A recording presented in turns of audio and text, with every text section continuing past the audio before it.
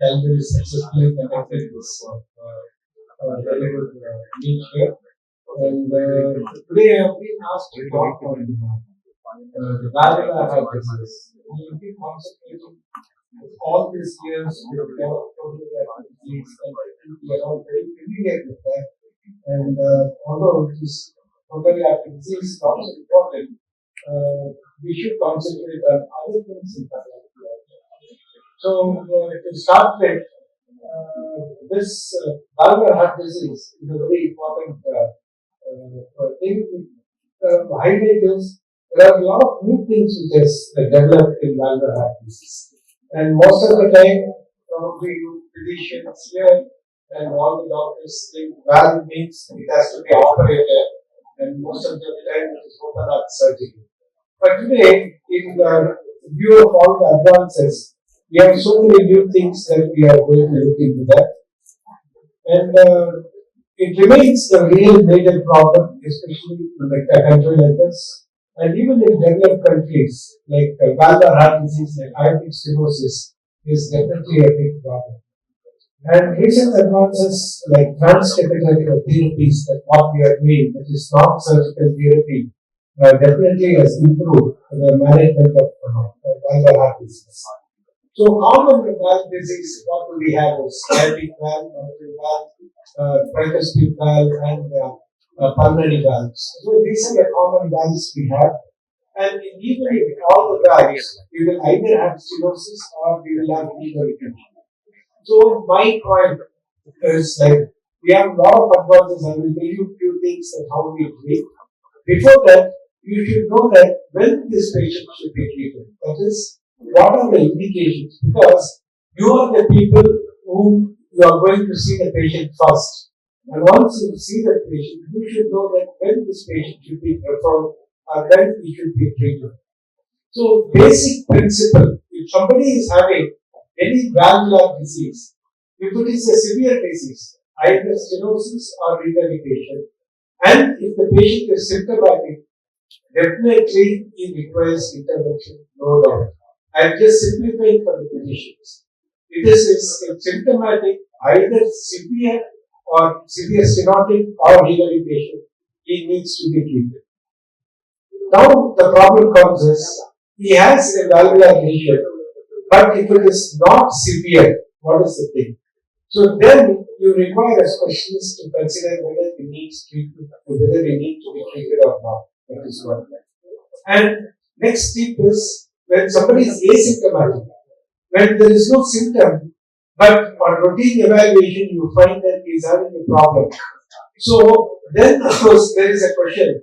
We have certain criteria when even if the patient is asymptomatic, must be treated for valvular heart disease before he comes to the stage where he becomes inoperable.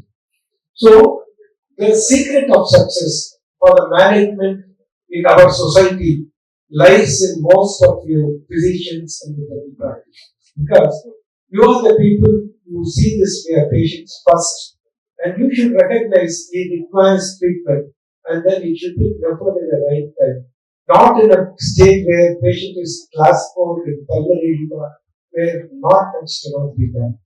So to see that the classical symptoms, like if he has, you know the symptoms of aortic stenosis, dyspnea, chest pain, and syncope.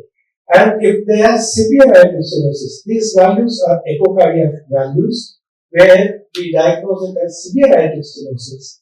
And if this patient has severe aortic stenosis and symptoms, he must be treated with aortic valve replacement, either surgical or percutaneous, which I will tell you when, how we decide. And when somebody is asymptomatic aortic stenosis is also very common. You clinically pick up a marker. If it is severe aortic stenosis, where the gradient is very high, and if we see that the progression of stenosis is higher, that is 0.3 millimeters per square per year, that is progressing very fast, probably even if there are no symptoms, he should be operated. And if aortic stenosis is associated with reduced ejection fraction, so that is a classical indication that this patient requires aortic valve replacement. Now comes how we are going to treat this aortic valve replacement.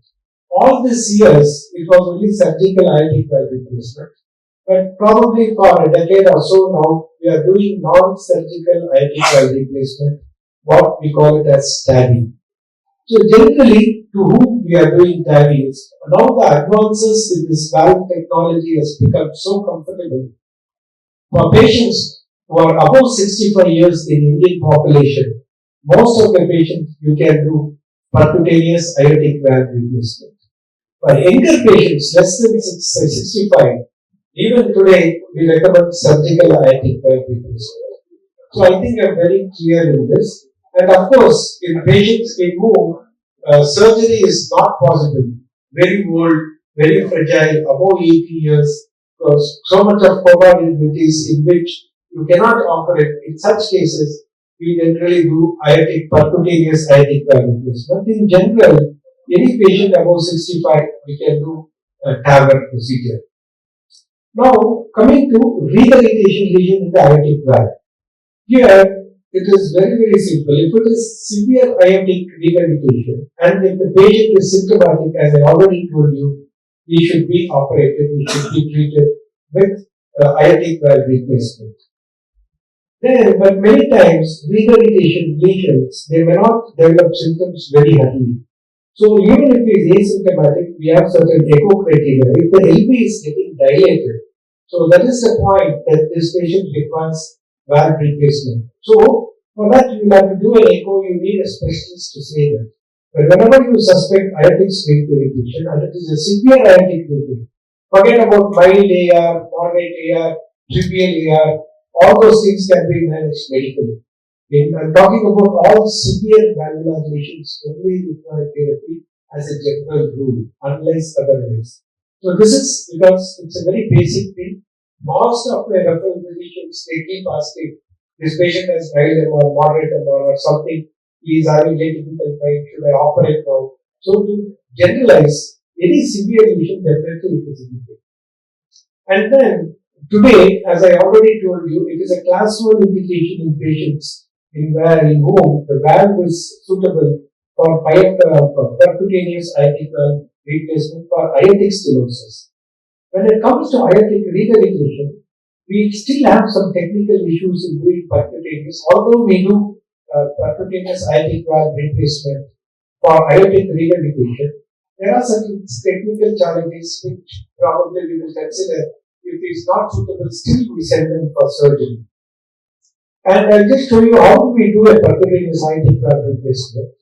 So it is a very simple procedure, and patient is usually discharged within 1 or 2 days. And most of my cases we do it under local anesthesia. And probably in our region, we do the highest number of aortic valve replacements or from any valve intervention in this southern Tamil Nadu. And it is, as I told, in Indian population, anybody above 65, aortic valve replacement is an excellent treatment. And what we do in aortic valve replacement is, so we generally introduce a puncture in the femoral artery.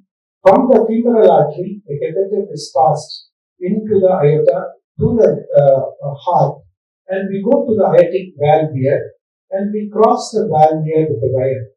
And then you take a balloon there, and then this is a balloon which is getting inflated there.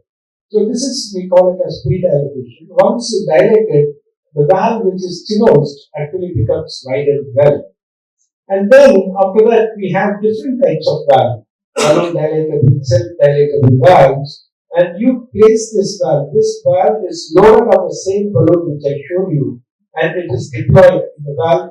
The valve immediately starts functioning once it is deployed. We will see a live case here. How we do is, before any valvular percutaneous intervention, for us today, CT, cardiac CT is a very important thing.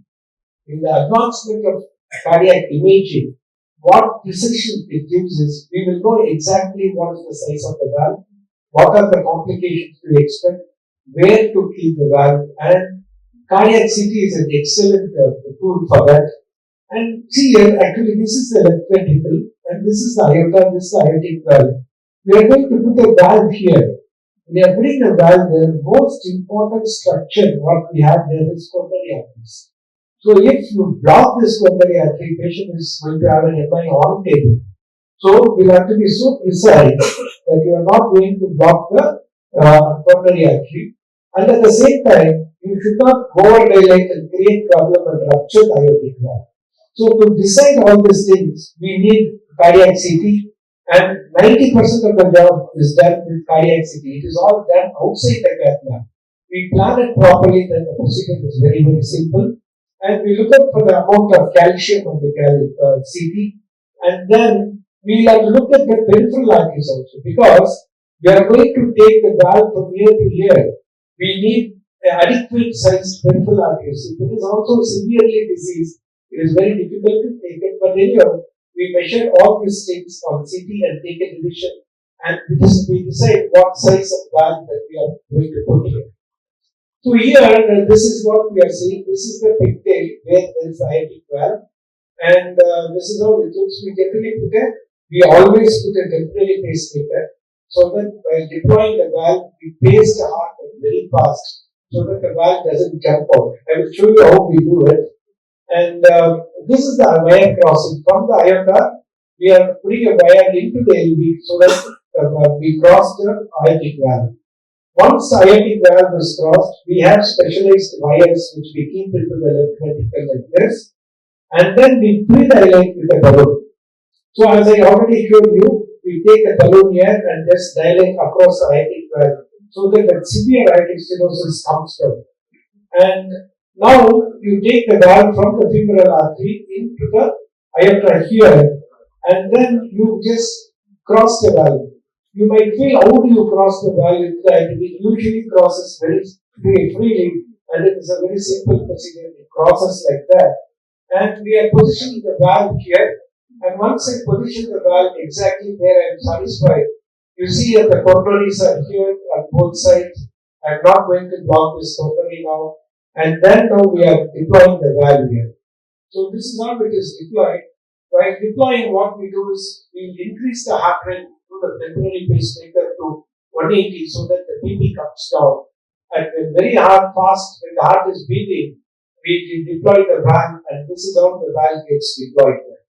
And this is immediately after the deployment, and the valve functions immediately after you deploy that, and whatever severe aortic stenosis were there gets treated. And this is it. And sometimes if we need it, you can post dilate the valve also. Most of the time that may not be required. And this is the final angiogram. We look for aortic deviation and look at the gradient across the valve there. So this is how a percutaneous aortic valve done. So it is all very simple, and it is done on the local anesthesia. And generally, patient gets disturbed on the day 2, and they have a very good follow-up, and we have an extensive experience with this with us. And right-sided aortic valve is tricuspid stenosis and tricuspid rehabilitation, which we have already dealt in the earlier session. But for just to completion, I will just tell you, we have percutaneous tricuspid valve replacement also, which can be done, which we call it a strip valve. It is done for severe tricuspid rehabilitation. What we do is, instead of treating the tricuspid valve directly, we put 2 valves, one valve in the inferior, one valve in the superior valve, so that it acts as if you are treating the tricuspid valve. This is one of the easiest technique which is there for the last few years for tricuspid valve. And now coming to mitral valve. So mitral valve is, again, as I told you, if the mitral stenosis is severe and the patient is symptomatic, there is no doubt you should operate it. So how are you going to operate? Either open or percutaneous, depends on the valve morphology. But today, the most common procedure is percutaneous mitral balloon valvotomy, or BAV, what we call it as. It is again a very simple. We have extensive experience for the last so many decades, and with high volume experience, this is a very simple procedure, and I think it is a boon for patients who are really, most of the time, mitral stenosis patients come from very low background, and probably it's a very boon for them, this therapy, and it's very cheap also. And next, coming to mitral regurgitation, again here, if it is a severe MR, if it is symptomatic, it should be treated. And if it is severe mitral regurgitation, and even if it is asymptomatic, as I already told you for regurgitation lesion, we have certain measurements on echocardiography. That is, LV, if it is getting dilated, if the LV volumes are increased, probably you should operate the patient surgically or percutaneously. So, important thing is mitral regurgitation often causes rheumatic heart disease. Apart from rheumatic heart disease, we have other reasons now. For example, when patients have an MI or they have dilated cardiomyopathy, they tend to have mitral regurgitation, which is very significant. And due to this MI, they will be having significant history of hospitalization, dyspnea. So in such cases, also they might require a surgical or percutaneous intervention. And the most common percutaneous intervention for secondary mitral regurgitation, but today we are practicing this, is mitral clip. Mitral clip is percutaneously, you can repair the mitral valve. So previously surgeons, what used to do, they used to open the heart and they used to do a surgery called alveolar stitch to repair the mitral valve so that mitral regurgitation gets reduced. That can be done percutaneously now. I will just show you how we do this. This is a patient who had severe LV dysfunction and severe mitral regurgitation. And this is a severe MR. And look at the LV is severely dysfunctional. And this patient was put on all anti-failure medication for cancer, and most of us have been telling. In spite of that, the patient is getting admitted to the hospital, having dyspnea, and he is unable to walk even a little bit. So in such cases, what we do, so here this is a mitral regurgitation. He has the severe MR in such type of patients. If you treat this mitral regurgitation, definitely you will improve. So what we did is we decided for mitral clip here, and generally we do it under transesophageal guidance, and this is how the transesophageal echo looks here. And once you see this, it's a severe MR, and then we have certain examples here. And how we do is, actually we take only venous puncture for this. We enter the femoral vein, go into the right atrium, and this is the interatrial septum. From the right atrium, we will go into the left atrium. By puncturing the interatrial septum, we do the puncture there, and you enter into the left atrium, and once you enter the left atrium, you will have access to the mitral valve. And this is the mitral clip device that we have. This catheter is introduced into the left atrium. You can flex it, antegrade, retrograde in any direction. So we will look into the transesophageal echo and fluoroscopy. We direct it towards the mitral valve. And once it is going there, we look into the alignment of the clips, both to TE as well as fluoro. And this is how it looks when we are aligning into the LV. And once it is there, we put the clip there based on the fluoro as well as TE there. And once you place it, so this is how we are catching the mitral valve leaflets there. We just catch them, and then it is a position we make sure after catching the MR is reducing, and then it is just released. There is a switch. If we just put it, it gets released here. So now what has happened is, see here, the clip is holding the mitral valve here, so it is reducing the mitral regurgitation, and this is how it looks. And once you release it, you do an echo, you see that severe MR what was present becomes very less. And we always look for forward putting this, you should not produce mitral stenosis also. So we look at the gradient and then decide. And this is the post 2 days pre-discharge echo. It is a very mild MR, and then patient, this procedure is almost 1.5 years now. After this procedure, he never got admitted for failure, and his class symptoms almost class 2 to better now. A patient who had severe MR and LV dysfunction. So this is a very important procedure, and surgical procedure in such a high-risk patient carries a lot of risk, and this can be done percutaneously and safely today. And next, basically, as I told you, most of the time It helps in reducing admissions and exercise capacity improves. And it's a percutaneous simple procedure. And you are all familiar with balloon mitral valvulotomy for mitral stenosis. And you just, again here, we puncture the anterior septum. You go into the left atrium and dilate the septum, and in the balloon, mitral valvulotomy balloon that we have, you cross across the mitral valve and then deploy it and dilate it. And this is how you treat mitral stenosis. And we can replace mitral valve also percutaneously, that we are doing routinely today. That is TMV, percutaneous mitral valve replacement. And usually it is done for patients who already undergone surgical bioprosthetic mitral valve replacement with valve dysfunction.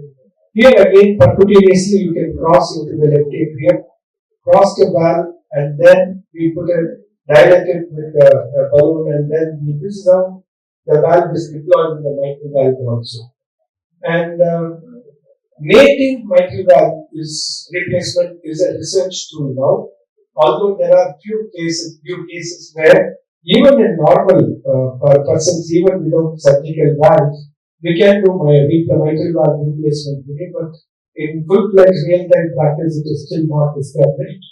And if there is severe annular calcification, you can still do percutaneous mitral valve replacement. And the pulmonary stenosis is usually treated with balloon pulmonary dilatation. So to conclude, today the advancement is so much, especially the imaging, especially CT, DEA, cardiac, cath labs, all the facilities have improved so much, and most of the surgical procedures can be done percutaneously without opening the heart. Especially valve, aortic valve is a very, very important today. So in our practice, the maximum number of procedures is still balloon mitral valvulotomy. Then it is TAVR, that is percutaneous aortic valve replacement. Then microclip or mitral valve repair percutaneously, and then percutaneous mitral valve replacement, and lastly the clip or the tricuspid valve procedure. So this is the current position that we are using. And this is a brief introduction for you people regarding valve interventions. And I think with this I will stop. And if there are any doubts, we can always discuss. Thank you so much. Thank you, sir. Thank you for your clear explanation and procedural videos. We really enjoyed. So, if there are any questions from the audience, sir, is there any age limit for aortic valve replacement? See, there is no limit at all. Actually, in the Western countries, even at 1995, we have see, when I went to Germany some 10 years back, where I got this training for TAVR. So, most of the patients above 85, 90. For them, it's all covered under insurance. For them, age is not a limit. And they do it for any patient who is actually fit for the procedure or probably wants to be done. It's all covered in the insurance. For them, it's all free. But in India, definitely there is an issue. See, we are doing it for patients who are above 65. But in India, we are 75, 80, 85. The tendency for the patients to come to the hospital itself comes down. And even if they come, most of them, they may not be willing for a procedure like this. They want to take some medicine and go. But in spite of that, awareness is improving because if you treat these patients, they do extremely well. Aortic stenosis, when it becomes symptomatic, mortality is very high. Generally, patient dies of within 6 months or 1 year. So it's such a bad disease, APCT suddenly dies. To prevent that, this is an excellent therapy you can done to anybody. In our center, the ILS patient is 89 years old. I have done a TAVR procedure. And the only thing is, the offspring should be educated, willing to do that, and then affordable. Selvamani sir for sharing his valuable knowledge and practical clinical insights with us today. Thank you, sir.